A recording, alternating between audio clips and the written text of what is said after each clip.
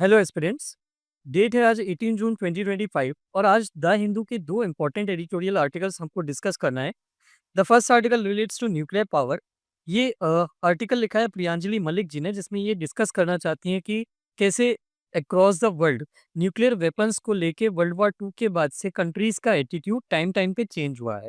इन्होंने पूरा जो वॉरफेयर है, इन्होंने जो पूरा पीरियड है वर्ल्ड वॉर टू से लेके आज तक का, उसको 3 फेजेज़ में 3 स्टेजेस में डिवाइड किया है और उन्होंने ये बताया है कि कैसे अलग-अलग तीनों स्टेजेस में कंट्रीज़ का न्यूक्लियर वेपन्स को लेके ने एटीट्यूड जो है वो चेंज होता रहा है। The second article relates to pension system.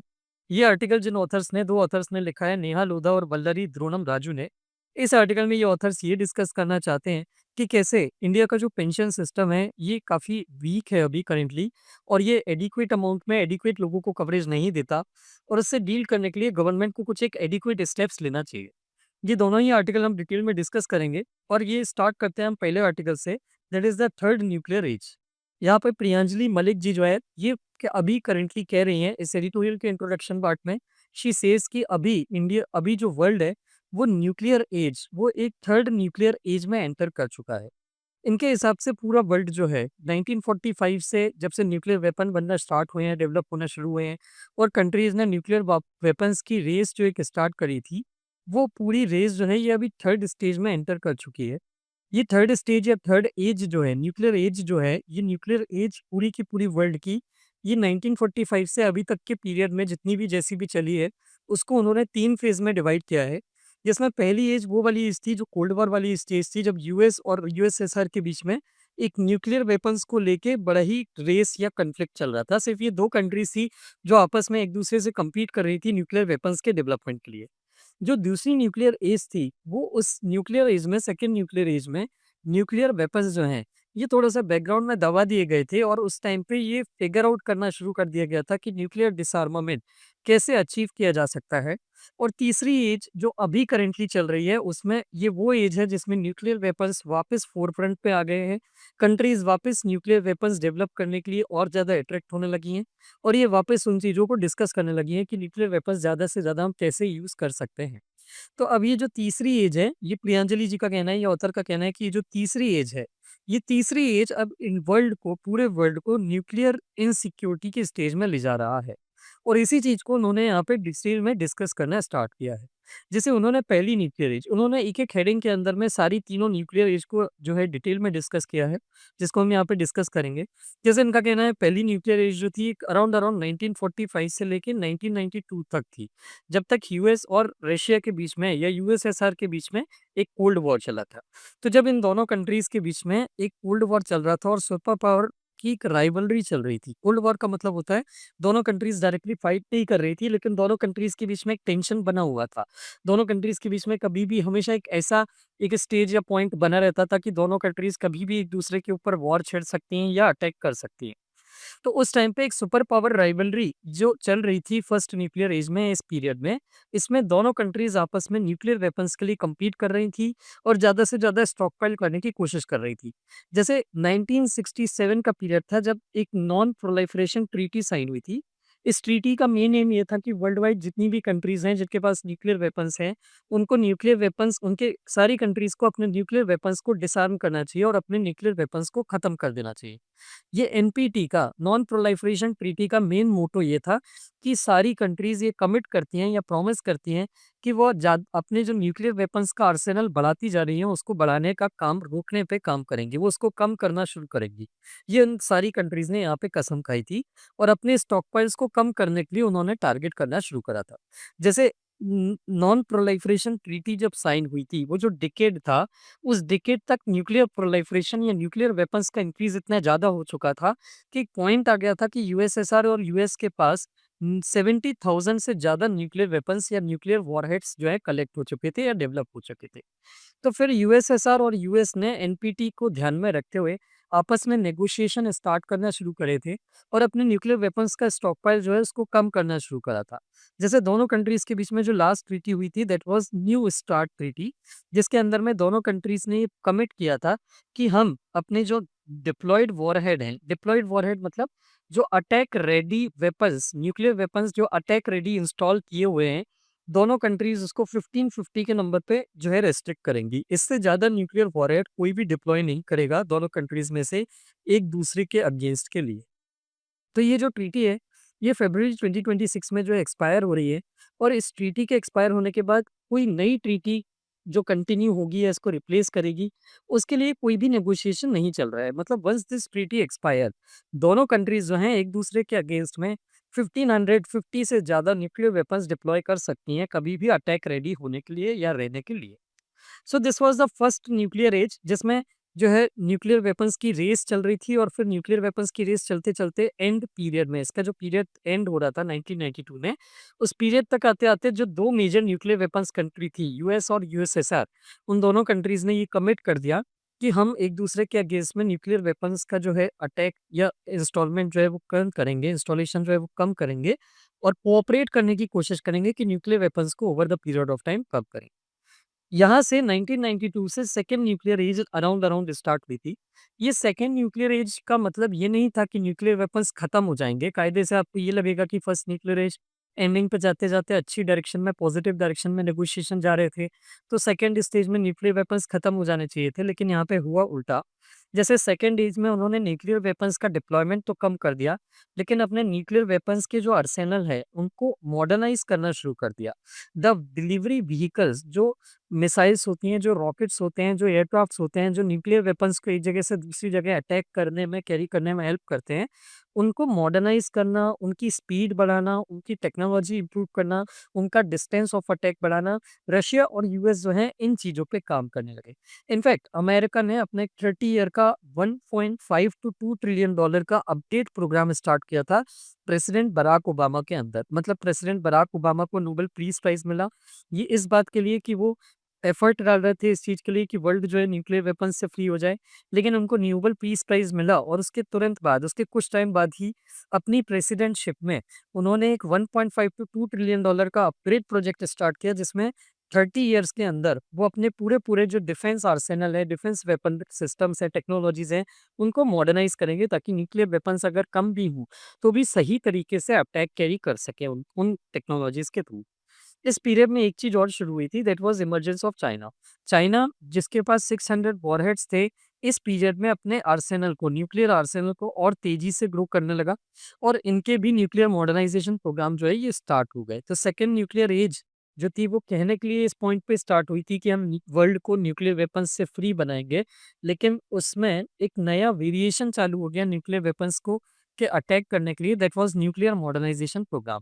तो वो जो बात चल रही थी एक वर्ल्ड को जैसे इस पीरियड में सारी कंट्रीज़ एक कमिटमेंट की बात करने लगी दैट वाज़ ग्लोबल ज़ीरो, जिसके अंदर में इन्होंने ये डिक्लेयर करना शुरू करा था जितनी भी मेजर पावरफुल कंट्रीज़ है, स्पेशली वो कंट्रीज़ जिनके पास न्यूक्लियर वेपन्स थे, उन्होंने ये डिक्लेयर करना शुरू करा था कि हम वर्ल्ड को किसी भी नए न्यूक्लियर टेस्ट से प्रोटेक्ट करेंगे, प्रिवेंट करेंगे और धीरे-धीरे करके अपने न्यूक्लियर वेपन्स को खत्म करेंगे। लेकिन इसमें भी बराक ओबामा जो है उन्होंने अपनी जो स्पीच दी थी ग्लोबल ज़ीरो वाली कि हम वर्ल्ड वाइड न्यूक्लियर वेपन्स का डिप्लॉयमेंट खत्म कर देंगे, न्यूक्लियर वेपन्स जो हैं वो एक्जिस्टिंग न्यूक्लियर वेपन्स जो हैं उनको एंड कर देंगे। उसमें भी उन्होंने अपनी स्पीच में क्लेरिफाई करा कि ये वो अपने लाइफ टाइम में तो होते हुए नहीं देख पाएँगे। मतलब आने वाले 30 से 50 साल में यूएस का ऐसा कोई इंटेंशन नहीं था कि वो अपने न्यूक्लियर वेपन्स को एंड करे। तो कहने के लिए तो ये एज ऑफ न्यूक्लियर बैन या न्यूक्लियर फ्री स्टेट या न्यूक्लियर फ्री वर्ल्ड बनाने की एज थी। लेकिन अगर हम पीछे मुड़ के देखें तो ये हमको एज ऑफ सिनिसिज्म दिखती है। एज ऑफ सिनिसिज्म का मतलब होता है काइंड ऑफ सेल्फिशनेस। तो मतलब इस एज में सारी पावरफुल कंट्रीज़ ये तो बोलने लगी कि हम वर्ल्ड को न्यूक्लियर फ्री बनाना चाहते हैं। लेकिन at the same time nuclear free बनाने के लिए उन्होंने स्टेप क्या प्रोपेगेट किया या स्टेप क्या प्रमोट किया कि हम किसी भी नई कंट्री को न्यूक्लियर वेपन से इक्विप बनने नहीं देंगे। Only the countries which have the nuclear weapons already only those will be allowed to have nuclear weapons so that nuclear proliferation across the world ना स्प्रेड हो। ये एनपीटी आर्टिकल 6 का भी एक मॉकरी था या मजाक था जिसमें ये बोला गया था एनपीटी आर्टिकल 6 ये बोलता था कि जो कंट्रीज इनके पास न्यूक्लियर पोजेसर्स हैं वो over the period of time आपस में अच्छे गुड फेथ में एक नेगोशिएशन परस्यू करेंगी न्यूक्लियर डिसआर्मामेंट अचीव करने के लिए। तो मतलब इस एज में बात तो हुई न्यूक्लियर वेपन्स को खत्म करने के लिए, लेकिन इस एज ने जिन कंट्रीज के पास न्यूक्लियर वेपन्स थे उनके न्यूक्लियर पोजेशन को सील करने की या लीगलाइज करने की प्रोसीजर ज़्यादा कंडक्ट करी थी rather than helping them and there or denuclearising the whole world.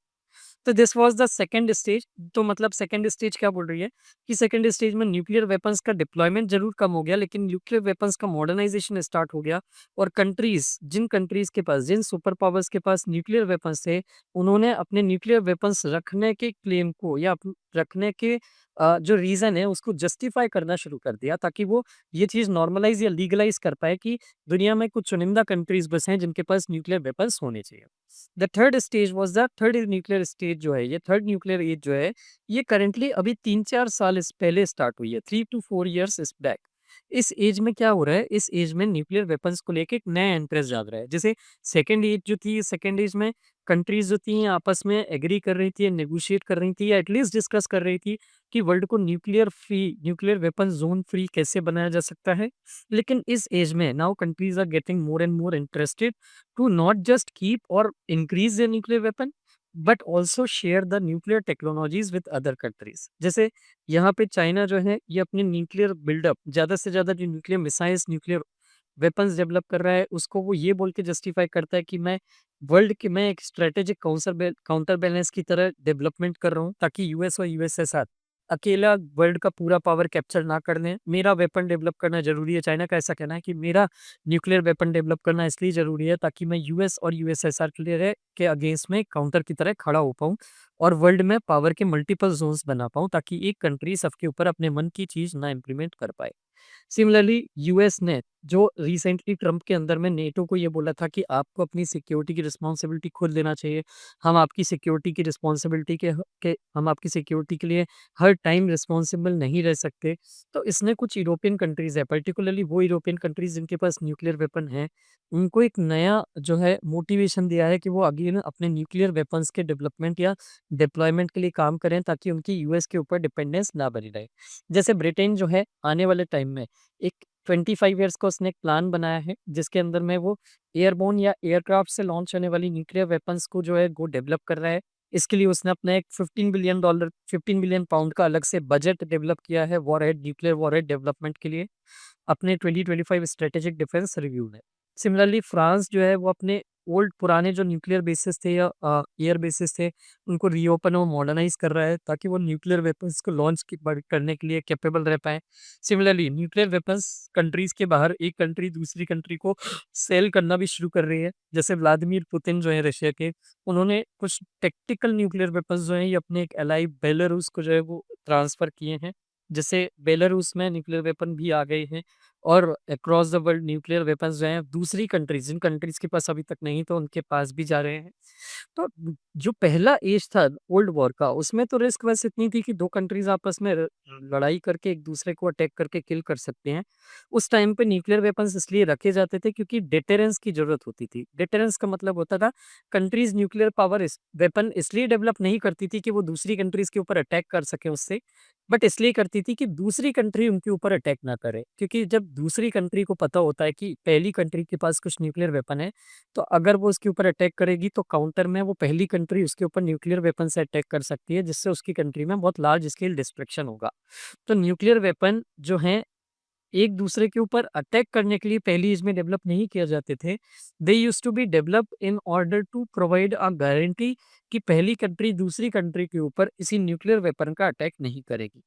हालाँकि जो रीसेंट टाइम में हमको देखने के लिए मिल रहा है, जैसे रशिया के पुतिन जो हैं, प्रेसिडेंट पुतिन जो हैं, उन्होंने यूक्रेन को न्यूक्लियर अटैक का थ्रेट किया है। सिमिलरली पाकिस्तान ने भी अभी रिसेंटली जो इंडिया के साथ कॉन्फ्लिक्ट हुई थी, उसमें इंडिया को थ्रेट दिया था कि हम न्यूक्लियर वेपन से आपको अटैक कर सकते हैं। ये सारी चीज़ें ये बता रही हैं, इनफैक्ट ईरान भी इसलिए अटैक कर रहा है कि कल को यूएस के ऊपर अगर उनके साथ कोई रिलेशन अच्छे नहीं हो पाए तो अटैक कर पाए, या इज़राइल को ख़त्म कर पाए। या सिमिलरली नॉर्थ कोरिया जो है, ये भी साउथ कोरिया को या जापान को थ्रेटन करने के लिए न्यूक्लियर वेपन्स डेवलप कर रहा है, ताकि कल को कोई इसको थ्रेट लगता है तो वो उनके ऊपर अटैक कर पाए। तो पॉइंट ये है ऑथर का कि ये जो थर्ड स्टेज है, ये थर्ड एज में भी पहली एज की तरह न्यूक्लियर वेपन बहुत सारे कंट्रीज डेवलप करने की ज़्यादा से ज़्यादा कोशिश कर रहे हैं। लेकिन यहाँ पे मोटिव जो है दूसरे को वॉर से या अटैक से प्रिवेंट करने का नहीं है, बल्कि दूसरी कंट्रीज को थ्रेटन करने के लिए है कि अगर आपने हमारी ये बात नहीं मानी तो हम आपके ऊपर अटैक कर देंगे। और इसीलिए थर्ड एज जो है, this nuclear age is as compare to first nuclear age is quite messy. It is not very good or not very acceptable in nature. So this completes our first article. उसके बाद हम move करते हैं अपने second article पे। तो second article जो है ये जो जो ऑथर्स जिन्होंने लिखा है उनका कहना है कि इंडिया को एक ऐसा पेंशन सिस्टम बनाने की ज़रूरत है which is all inclusive. Inclusive word का मतलब क्या होता है? जो सबको कवर करे, सबको हेल्प करे, सबका सबका बेसिकली एक कवरेज दे। मतलब ऐसा ना हो कि कुछ लिमिटेड लोगों को ही किसी चीज़ का बेनिफिट मिले। जब आप कंट्री में हर एक लास्ट माइल पर्सन तक की बात करते हो कि हर एक को हमको बेनिफिट पहुंचाना है, कोई भी एक पर्सन छूटना नहीं चाहिए। दिस काइंड ऑफ सिस्टम और दिस काइंड ऑफ आइडियोलॉजी और philosophy is called as inclusive ideology. तो यहाँ पे पेंशन्स जो हैं, ये पेंशन्स की बात कर रहे हैं। जैसे intro they have started with the statistic, जिसमें उन्होंने ये बोला है कि पेंशन जो होते हैं, ये इकोनॉमिक स्टेबिलिटी और रिटायरमेंट के बाद डिग्निटी के लिए बहुत ज़्यादा ज़रूरी होते हैं। तो इसके अकॉर्डिंग इकोनॉमिक सर्वे 2025-26 ये बोलता है कि इंडिया के जो पेंशन के एसेट्स हैं, मतलब the amount of money which is there in terms of in amount of in form of pension is just 17% of the GDP. अगर हम उसको कंपेयर करें एडवांस्ड इकोनॉमी से, तो एडवांस्ड इकोनॉमी में जो पेंशन के एसेट्स हैं वो up to 80% of the GDP होते हैं। तो मतलब India in terms of pension assets is running very very behind. Currently India की सिर्फ 12% या 12% वर्कफोर्स है जो फॉर्मल पेंशन स्कीम के अंदर में आती है, और जो इंश्योरेंस की कवरेज है वो भी बड़ी ही डिसप्रपोर्शनेट है। डिसप्रपोर्शनेट इन द सेंस कि जो पब्लिक सेक्टर में या मतलब गवर्नमेंट सेक्टर में और ऑर्गेनाइज प्राइवेट सेक्टर में, मतलब प्राइवेट सेक्टर में भी जो फॉर्मल सेक्टर होता है जहाँ पे पूरा पेपर वर्क होता है, तो जो सिर्फ पब्लिक सेक्टर और ऑर्गेनाइज प्राइवेट सेक्टर वर्कर्स हैं, सिर्फ इनको ही पेंशन की कवरेज अभी तक अवेलेबल है, और वो भी मल्टीपल पैरेलल स्कीम्स के अंदर में कवरेज है। मतलब ऐसा नहीं है कि एक सिंगल स्कीम से ही, मतलब पब्लिक सेक्टर, एक तो पहली बात तो ये कि सिर्फ पब्लिक सेक्टर और ऑर्गेनाइज्ड प्राइवेट सेक्टर में जो वर्कर्स हैं, सिर्फ उनको ही पेंशन का बेनिफिट अभी और सिस्टमैटिक तरीके से कवरेज मिली हुई है। लेकिन उनको भी जो कवरेज मिली हुई है वो एक सिंगल इंटीग्रेटेड स्कीम के अंदर में नहीं मिली हुई है। मल्टीपल पैरेलल स्कीम्स चल रही हैं जिनके अंदर में थोड़ा-थोड़ा कवरेज उनको मिला हुआ है। अगर हम बात करें इनफॉर्मल सेक्टर की, तो इनफॉर्मल सेक्टर में ऐसी कोई कंपल्सरी प्रोटेक्शन या पेंशन की कवरेज लोगों के पास नहीं है। इनफॉर्मल सेक्टर में जो लोग वर्क करते हैं, उनको जो पेंशन की कवरेज है वो प्योरली वॉलंटरी बेसिस पे है। वॉलंटरी बेसिस पे है मतलब जो इनफॉर्मल सेक्टर में काम करते हैं, जिनके पास ऑफिशियल पेपर वर्क नहीं होता, जो बेसिकली प्राइवेट सेक्टर में जो हायर एंड फायर वाली फिलॉसफी पे काम करते हैं ना, जैसे कोई पर्सन है बिना पेपर वर्क के कॉन्ट्रैक्ट पे काम कर रहा है, कभी भी उसको निकाला जा सकता है जॉब से। तो इसको कोई एक मैंडेटरी या कंपल्सरी पेंशन नहीं मिलती इसकी रिटायरमेंट के बाद। ये तो इसको पेंशन मिलेगी कि नहीं, ये तो इस पे डिपेंड करता है कि इसने अपने आप को खुद किसी स्कीम के अंदर में, जो प्राइवेट सेक्टर इनफॉर्मल इकोनॉमी के लिए एक स्कीम चलती है, नेशनल पेंशन सिस्टम और अटल पेंशन योजना, इसके अंदर में खुद को एनरोल कराया हुआ है या नहीं। तो मतलब यहाँ पे प्योरली वॉलंटरी है। मतलब लोग अगर खुद को एनरोल कराते हैं इन स्कीम्स के अंदर में और खुद कंट्रीब्यूट करते हैं पेंशन के लिए, तो इनको रिटायरमेंट के बाद या after a period of certain age उनको जो है पेंशन के बेनिफिट मिलेंगे, अदरवाइज पेंशन के बेनिफिट इनको नहीं मिलेंगे। ये दोनों स्कीम्स जो हैं, ये जो दोनों स्कीम चल रही हैं, एनपीएस और अटल पेंशन योजना, इसमें एफवाई 24 में, मतलब इस 2024 का जो फाइनेंशियल ईयर था, उसमें इंडिया की सिर्फ 5.3% पॉपुलेशन कवर है। मतलब around around 95% population working in informal sector जो है, उसको पेंशन की कोई कवरेज नहीं है। और आपको एक चीज क्लियरली याद रखनी होगी कि इंडिया की जो मेजॉरिटी वर्कफोर्स है वो इनफॉर्मल प्राइवेट सेक्टर में ही काम कर रही है। 90% of the workforce of the India is working in private informal sector, और इसमें से भी 90% का भी 95% है जिसको कोई इंश्योरेंस का कवरेज नहीं है, क्योंकि इनको स्कीम्स के बारे में कुछ आइडिया नहीं है, या they do not have sufficient amount of income कि वो इस स्कीम में एनरोल करा पाएँ। तो अब यहाँ पे बेसिकली अब यहाँ पे यही चीज़ डिस्कस करी है। जैसे जो ऑथर है उन्होंने पहले इनफॉर्मल सेक्टर के बारे में बात करी है कि 85% इनफॉर्मल लेबर फोर्स जो है, ये कंट्री की जीडीपी का 50% से ज़्यादा जनरेट कर रही है। इंडिया की 50% से ज़्यादा जीडीपी सिर्फ 85% इनफॉर्मल लेबर फोर्स जो है ये जनरेट कर रही है। और जैसे-जैसे मार्केट इवॉल्व हो रहा है, हमने देखा है गिग इकोनॉमी इवॉल्व हो रही है, जैसे ओला आ रहा है, उबर आ रहा है, स्विगी, ज़ोमैटो, ये सारे टाइप की जो इकोनॉमी है, ये सारे टाइप के जो बिज़नेसेस हैं, most of the informal workforce is involve there, और इनको पेंशन वर्क फ्रेमवर्क में इनका कोई इंक्लूजन नहीं है। तो मतलब इनके ऊपर एक बहुत बड़ी फाइनेंशियल क्राइसिस जो है, मतलब एक साथ जब ये पॉपुलेशन, मतलब ये जितनी भी पॉपुलेशन आज गिग इकोनॉमी में जो काम कर रही है, आज से 30 साल बाद जब ये पॉपुलेशन ओल्ड एज हो जाएगी, तो इनके पास पेंशन के नाम पे कोई भी ₹1 का भी सिस्टम या ₹1 की भी हेल्प नहीं होगी किसी से भी, और गवर्नमेंट को फिर स्टेप इन करना पड़ेगा एक बहुत लार्ज अमाउंट ऑफ मनी के साथ इन लोगों को सपोर्ट करने के लिए। तो तब गवर्नमेंट के ऊपर एक बहुत बड़ी फाइनेंशियल क्राइसिस आ सकती है। जैसे स्टैटिस्टिक ये बोलता है कि बाय 2050 इंडिया की जो ओल्ड एज डिपेंडेंसी रेशियो जो है, the amount of the number of population which is dependent on the rest of the population for its survival will rise to 30%. This will become the old age dependency ratio of India. तो currently जो India का जो pension coverage है, अब जैसे ये author बोल रहे हैं कि इंडिया में पेंशन कवरेज जो है ये बहुत कम है, तो इनसे पूछा गया कि भाई जब ये अपने जो एनालिसिस कर रहे हैं इसमें ये उसका रीज़न भी बता रहे हैं कि इंडिया में पेंशन कवरेज बढ़ क्यों नहीं पा रहा। तो इनका कहना है कि 3 रीज़न है, एक स्केलेबिलिटी, दूसरा सेंसिटाइजेशन और तीसरा सस्टेनेबिलिटी। इनका कहना है पहला रीज़न स्केलेबिलिटी, जैसे इन तीनों रीज़न को उन्होंने इंडिविजुअली डिस्कस किया है। पहला रीज़न स्केलेबिलिटी का ये बोलता है कि गवर्नमेंट ने अभी जो मतलब जितनी भी पेंशन का जो पूरा सिस्टम है ये बड़ा ही फ्रेगमेंटेड सिस्टम। पेंशन की जितनी भी स्कीम्स चल रही हैं वो बहुत टुकड़ों-टुकड़ों में चल रही है, छोटे-छोटे पार्ट्स में। कुछ लोगों के लिए पेंशन की स्कीम चल रही है सिस्टमैटिक तरीके से, कुछ लोगों की पेंशन की स्कीम प्राइवेट कंपनीज़ खुद चला रही हैं, जि जहाँ पे वो काम करते हैं।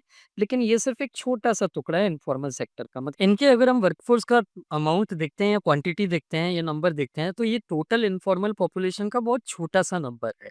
A majority of informal workforce is working outside these companies, जहाँ पे ये कंपनीज भी एग्रीगेटर्स भी अपने वर्कफोर्स को इंश्योरेंस प्रोवाइड नहीं करती।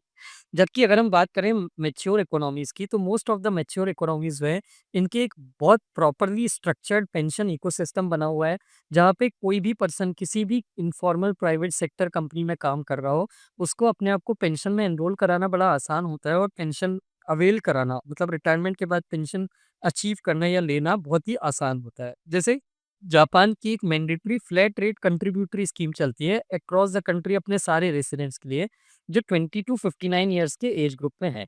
मतलब इस एज ग्रुप के जो लोग हैं उनको एक छोटा सा एक कंट्रीब्यूशन फिक्स अमाउंट का देना पड़ता है जापानीज गवर्नमेंट को, और जब ये 60 ईयर्स के हो जाते हैं तो जापानीज गवर्नमेंट उनको अपने रेसिडेंट को पेंशन देने लगते हैं। न्यूजीलैंड में ही ऐसा में भी ऐसा कुछ सिस्टम चलता है अपने रेसिडेंट के लिए। तो यहाँ पे ये जो पहली प्रॉब्लम है दैट इज स्केलेबिलिटी। हमको एक प्रॉपर एक सिस्टमैटिक स्कीम बनाना है, सिंगल स्कीम, जिसके अंदर में हम अपनी कंट्री के सारे लोगों को यूनिफॉर्म तरीके से कवर कर पाएँ, कि वो एक मिनिमम कंट्रीब्यूशन गवर्नमेंट को दे ही दें अपनी सैलरी में से, अपनी इनकम में से, और गवर्नमेंट उनसे 20 से 30 साल जितना भी उनसे लिया है कंट्रीब्यूशन उसके उस उसी से उनकी पेंशन को 60 इयर्स के बाद फंड करे। मतलब जब उनकी एज 60 हो जाए तो उसी कंट्रीब्यूशन में से वो उनको जो है फंड देना या पेंशन देना जो है वो स्टार्ट करे। The second issue is sensitisation. जैसे सेकंड चैलेंज जो है हमारे यहाँ पेंशन का कवरेज एक्सपांड क्यों नहीं हो पा रहा, उसमें सेकंड जो चैलेंज है वो है लोगों के बीच में लैक ऑफ अवेयरनेस। जैसे इंडिया में फाइनेंशियल लिटरेसी जो है वो बहुत कम है। लोगों को ये नहीं पता होता कि अपनी वर्क लाइफ में जब वो 20 से 60 साल की उम्र में काम कर रहे हैं, तो एक छोटा-सा अमाउंट ऑफ मनी उनको कंटिन्यूअसली अपने फ्यूचर के लिए सेव करना चाहिए किसी न किसी प्रोग्राम में, किसी न किसी पॉलिसी में। और उसमें सबसे इम्पोर्टेंट पॉलिसी होती है पेंशन पॉलिसी, जिसमें उनको कंटिन्यूअसली जो है वो वहाँ पे कंट्रीब्यूट करना चाहिए। जैसे एग्जांपल के लिए उन्होंने ये बोला है कि ऑस्ट्रेलिया और नीदरलैंड में कंपल्सरी फाइनेंशियल लिटरेसी प्रोग्राम चलता है, जिसमें कंपनीज़ जो होती हैं, उनको प्रॉपर्ली ज़्यादा जित सारे लोगों को एक अवेयर कराने के लिए पेंशन के जो प्रोविजंस हैं उनसे उनसे अवेयर कराने के लिए कंटिन्यूअसली टाइम-टाइम पे प्रोग्राम चलाने होते हैं, और गवर्नमेंट भी ऐसे कुछ प्रोग्राम चलाती है। इनफैक्ट यूके में तो ऑप्ट इन पेंशन स्कीम नहीं है, ऑप्ट आउट पेंशन स्कीम है। मतलब जब आप कहीं काम के लिए कहीं पे जॉइन करते हैं, तो आप ऑटोमेटिकली पेंशन स्कीम के लिए एनरोल हो जाते हैं। अगर आपको लगता है कि आपके पास बिल्कुल भी इनकम नहीं है या इतनी सफिशिएंट इनकम नहीं है कि आप पेंशन फंड के लिए कंट्रीब्यूट कर पाएँगे, तो आप वहाँ से अपना नाम कटाते हैं। तो बाय डिफ़ॉल्ट आप पेंशन स्कीम के पार्ट बन जाते हैं यूके में। This is a very good system in UK.